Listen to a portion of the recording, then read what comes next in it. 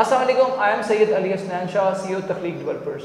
हमारे साथ आज मौजूद हैं स्टूडियो में एहसन मलिक साहब, जो कि एक सीनियर रियल इस्टेट एक्सपर्ट हैं और एनालिस्ट हैं, और इनकी इन मामलात पर, रियल इस्टेट और टैक्सेस के मामलात पर गहरी नज़र है। तो इनसे हम डिस्कस करेंगे जो इस वक्त पाकिस्तानी मईशत को काफ़ी ज़्यादा तशवीशनाक सूरत हाल का सामना है, और इसके साथ साथ जो रियल इस्टेट इंडस्ट्री है, इस पर जो टैक्सेस लगाए गए हैं उसका क्या इम्पैक्ट है रियल इस्टेट सेक्टर के ऊपर। तो आए इनसे बात करते हैं। जो बेल आइकन को क्लिक करना ना भूलें, ताकि आपको कोई भी नई वीडियो जब अपलोड हो तो उसकी नोटिफिकेशन मिले और आप उसको फौरी तौर पर देख सकें और बर वक्त बेस्ट इन्फॉर्मेशन, ऑथेंटिक इन्फॉर्मेशन हासिल कर सकें। अस्सलाम वालेकुम एहसन साहब, कैसे हैं आप? खैरियत से हैं? तो आज की जो वीडियो है हमारी, इसमें हम बात करेंगे जो आजकल मुल्की सूरत हाल बड़ी तशवीशनाक हुई है, और स्पेशली इकॉनमी काफ़ी तेज़ी से ख़राब होती जा रही है उसकी सूरत हाल, और जो डॉलर है वो बड़ी तेज़ी से अप्रिशिएट हो रहा है, रुपी डी वैल्यू हो रहा है। इस वक्त जो रुपी है, जो डॉलर है वो 227 रुपीज़ है एज़ ऑफ टुडे। तो इसके साथ साथ जो गवर्नमेंट की तरफ से रिसेंटली टैक्सेस लगाए गए हैं, इनका क्या इम्पैक्ट है रियल इस्टेट के ऊपर, और इसके अलावा जो फाइनेंस बिल आया है, इन चीज़ों के ऊपर हम आज बात करने जा रहे हैं। तो सबसे पहले तो आप ये चीज़ शेयर करें कि आपका क्या व्यू है कि जो गवर्नमेंट में जो चीज़ें इस वक्त की जा रही हैं, टैक्सेस, और इसके अलावा जो इकनॉमिक सूरत हाल है जो तेज़ी से ख़राब हो रही है, तो चीज़ें किस तरफ जा रही हैं, वेयर आर वी हेडिंग, और आप इसे कैसे देखते हैं?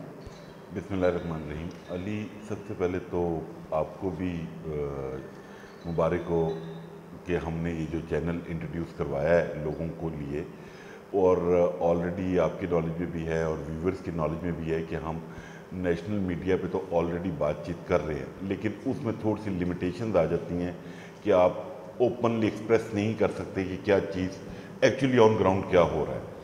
तो मैं अपने व्यूवर्स से रिक्वेस्ट करूँगा कि काइंडली एक तो हमारे चैनल को सब्सक्राइब करें, और जो बेस्ट इन्फॉर्मेशन है उसको आप देखें कि मार्केट में क्या हो रहा है। अब अली का जो सबसे आपका पहला क्वेश्चन है इकॉनमी का जो सबसे बड़ा इशू है वो ये है कि गवर्नमेंट आई और IMF के साथ जो कॉन्ट्रैक्ट्स थे वो बेसिकली अर्ली सेटल नहीं हो सके, जिसका रिबर्टल मार्केट पे आया। और एक प्रीवियसली एक पॉलिसी चलती आ रही है, हमेशा से हम इन तमाम गवर्नमेंट ऑफिशियल्स को कहते हैं कि आपने जिस सेक्टर के लिए भी आपने कोई पॉलिसी बनानी है, उस पॉलिसी में उनके स्टेक होल्डर्स को कंसल्ट करके आप टैक्सेशन करें। लोग टैक्स पे करना चाहते हैं, लेकिन वो गुड टैक्सेस पे करना चाहते हैं। बैड टैक्सेस पे आपके साथ वही सलूक होगा जो इस वक्त डॉलर में हो रहा है। आपने रियल इस्टेट सेक्टर पे जो टैक्सेस लगाए हैं, लोगों के पास जो कैपिटल अवेलेबल था वो उन्होंने डॉलर में, गोल्ड में शिफ्ट किया, और आपने 227 का है। अभी 2 मिनट पहले की जो रिपोर्ट है, आज फिर 5 रुपये 80 पैसे डॉलर बैंक रेट इंक्रीज कर गया। 231 का रेट है इस इंटर बैंक की जो रेट है। अभी जो सबसे बड़ा इशू है, हमारे जो पॉलिसी मेकर्स हैं उनका जो कॉन्सेप्ट है वो चीज़ों को डंडे के जोर पे इम्प्लीमेंट करना चाहते हैं। ठीक है, जो कि पब्लिक उसको एक्सेप्ट नहीं करती। इसी वजह से आज तक हमारा टैक्स नेट नहीं बढ़ सका और हम इनडायरेक्टेड टैक्सेस में लिपटे हुए हैं। आप इलेक्ट्रिसिटी ले लें, आप मैकडोनल्ड चले जाएं, आप किसी रेस्टोरेंट पे चले जाएं, आप कोई छोटी माचिस ले लें, आपके ऊपर इतने इनडायरेक्ट टैक्सेस हैं कि लोग भी फेडअप हो गए हैं। और यही काम इन्होंने अभी रिसेंटली बजट में रियल इस्टेट सेक्टर के साथ किया। एक तो मैं कम अकली कहूँगा, नालायकी कहूँगा कि जब हमारी टॉप हायरार्की इसको नॉन प्रोडक्टिव इन्वेस्टमेंट या एसेट कहती है, तो मुझे समझ नहीं आता कि पता नहीं ये बाकी दुनिया को नहीं देखते कि जर्मनी ने रियल इस्टेट और कंस्ट्रक्शन की बेस पे तरक्की की, टर्की ने की, मलेशिया ने की, और हमारा जो मैकेनिज़्म है, हमारे मुल्क में जितनी अनएम्प्लॉयमेंट है और जितना हमारा sector, real estate sector construction को प्रमोट करता है उससे कितना रोज़गार मिलता है, उससे कितना आप इंडस्ट्रीज़ को सपोर्ट करते हैं जो हमारी अलाइड इंडस्ट्रीज़ हैं कंस्ट्रक्शन से रिलेटेड। मतलब मिनिमम उसमें जो आप अगर आप एलिमेंट लेना चाहते हैं ना, मिनिमम आप सिर्फ ये सोचें कि लेबर और मैसन कितना इन्वॉल्व होता है एक घर की कंस्ट्रक्शन में या एक बिल्डिंग में, तो कितना रोजगार जाता है। उसके बाद हमारा जो लुक्रेटिव चीज़ है रियल एस्टेट की पाकिस्तान में, वो फॉर ओवरसीज पाकिस्तानीज हैं। ठीक है, हमने ओवरसीज पाकिस्तानीज को हमेशा हमने उनका मुकदमा लड़ा है और कोशिश की है कि उनको फैसिलिटेट करवाया जाए। अब भी जो फाइनेंस एक्ट आया उसमें थोड़ी सी एम्बिग्विटी थी, क्लैरिटी नहीं थी, और एक पैनिक क्रिएट हुआ था कि जो नॉन ओवरसीज पाकिस्तानीज हैं उनको शायद पाकिस्तान में नॉन फाइलर कंसिडर किया जाएगा और दे हैव टू पे 7% tax on the purchase of property, जो कि 236K बनता है।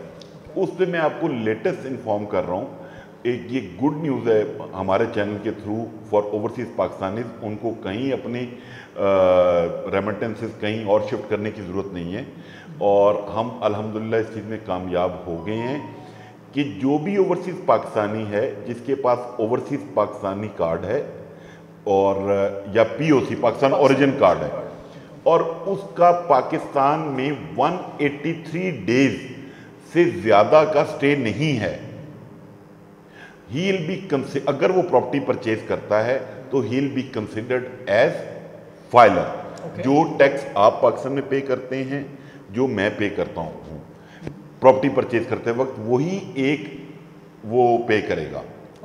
ठीक है, ओवरसीज पाकिस्तानी। उसके बाद एक और चीज़ पे वर्किंग चल रही है जो कि इंशाअल्लाह ताला नेक्स्ट जो भी असेंबली का सेशन होगा उसके अंदर हम ओवरसीज पाकिस्तानीज के लिए ये करना चाह रहे हैं कि जो 236K है प्रॉपर्टी परचेज करते वक्त, उसको फॉर द परचेजर उसको ओमिट करवा दिया जाए, क्योंकि वो ऑलरेडी UK में, UAE में, USA में वहाँ पे टैक्स पे कर रहा है, रेमिटेंस पे कर रहा है, और उसको यहाँ पे 236K चार्ज नहीं होना चाहिए अगर वो ये रेमिटेंस रोशन डिजिटल अकाउंट के थ्रू पाकिस्तान में ट्रांसफ़र करेगा। ठीक है, अगर रोशन डिजिटल अकाउंट के थ्रू आप ये पैसे भेजेंगे पाकिस्तान में तो फिर आप पे 236K एप्लीकेबल नहीं होगा। ये पाइपलाइन में है और उम्मीद ये की जा सकती है कि फर्स्ट वीक ऑफ सितंबर और सेकंड वीक ऑफ सितंबर में ये शायद इम्प्लीमेंट हो जाए।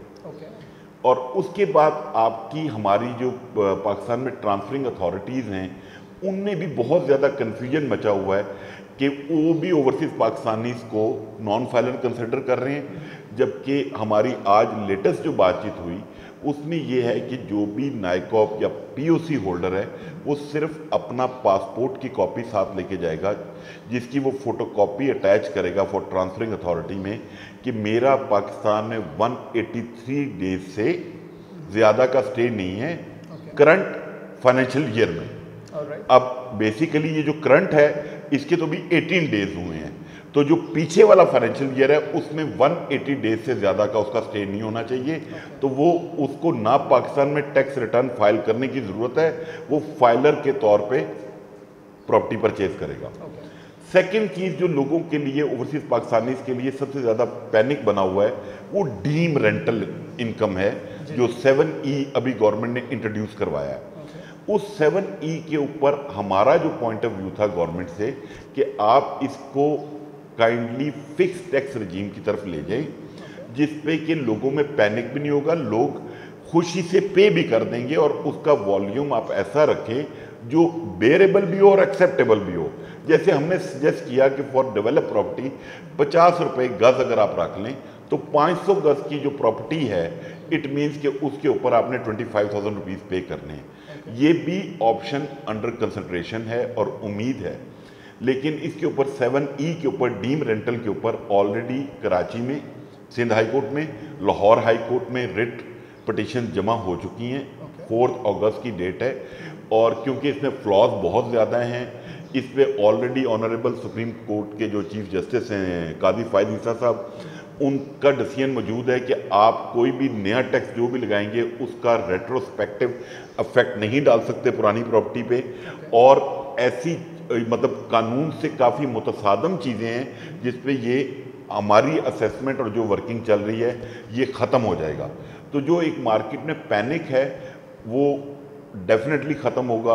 उसके बाद जो नॉन फाइलर्स हैं पाकिस्तान में, उनमें अब ये भी गवर्नमेंट की नालायकी है कि उन्होंने प्रपोज किया था नॉन फाइलर के लिए 5%, लेकिन वो टाइपोग्राफिकली एक मिस्टेक हो गई कि उसको जब फाइनेंस एक्ट का हिस्सा बनाया गया तो वो 150% की जगह 250% लिखा गया।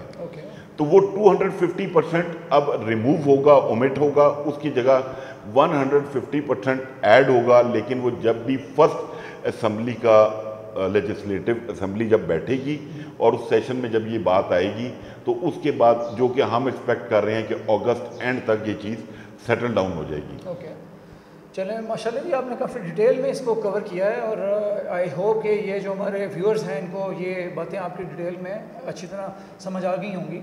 मेरा जो नेक्स्ट क्वेश्चन है वो रिलेटेड टू टैक्सेस है, जो आपने अभी टच अपॉन किया भी कि जो रियल इस्टेट है उसको काफ़ी ज़्यादा टैक्स लगा दिया गया है।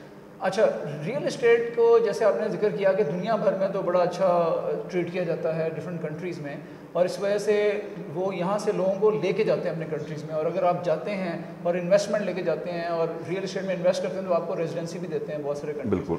लेकिन पाकिस्तान में हिसाब उल्टा है। जैसे इस साल के स्टार्ट में आई थिंक दिसंबर में ये चीज़ हुई कि उन्होंने डीसी वैल्यूज़ को बढ़ाने की बात की, जिसकी वजह से रियल इस्टेट कम्युनिटी की तरफ से एक स्ट्रॉन्ग रिएक्शन देखने में आया, तो उनको वो पॉलिसी रिव्यू करनी पड़ी और उन्होंने उसको रिवाइज़ किया।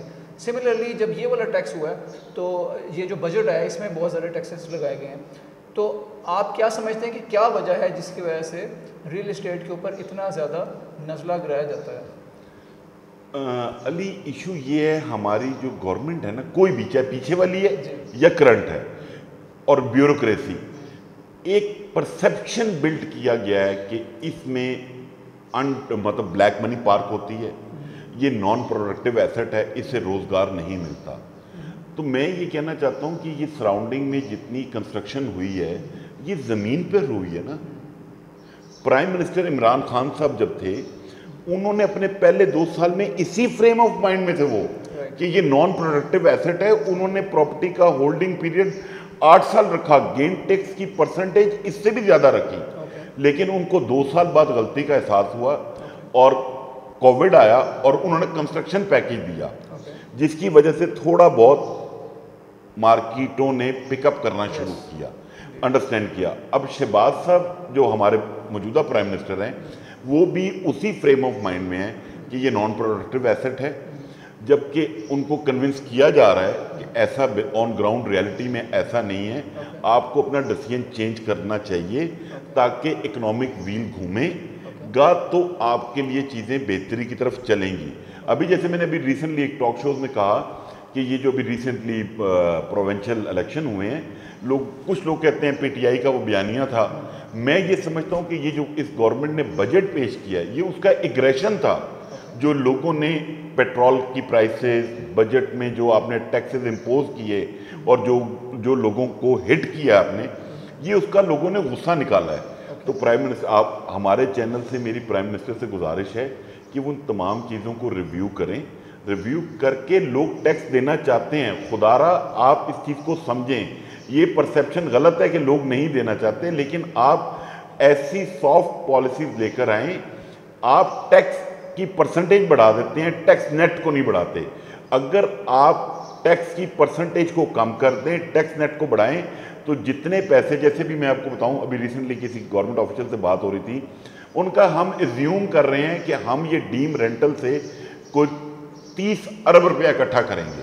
अच्छा। तो मैंने उनको कहा कि सर मैं आपको अंडरटेकिंग लेके देता हूं कि आप हमारी टर्म पे आ जाएं, मैं आपको 50 अरब रुपया इकट्ठा करवा के दे दूंगा और आपको जिस लेवल से गारंटी चाहिए होगी आपको उस लेवल से अंडरटेकिंग मिल जाएगी। लेकिन आप चीज़ों की पॉलिसीज़ को सॉफ्टन करें ताकि लोग कंफर्टेबल हों। जब और अभी तो जो हालात है, लोगों ने अपने ऑफिसेज बंद करने शुरू कर दिए हैं। जिनके पास कैपिटल है वो डॉलर लेके घरों में भर रहे हैं और डॉलर की प्राइस आप देखिए कहाँ पे ट्रेड हो रही है। कल हामिद मीर साहब का एक ट्वीट मैंने देखा कि कल रात को 241, 242 पे ट्रेड होता रहा है।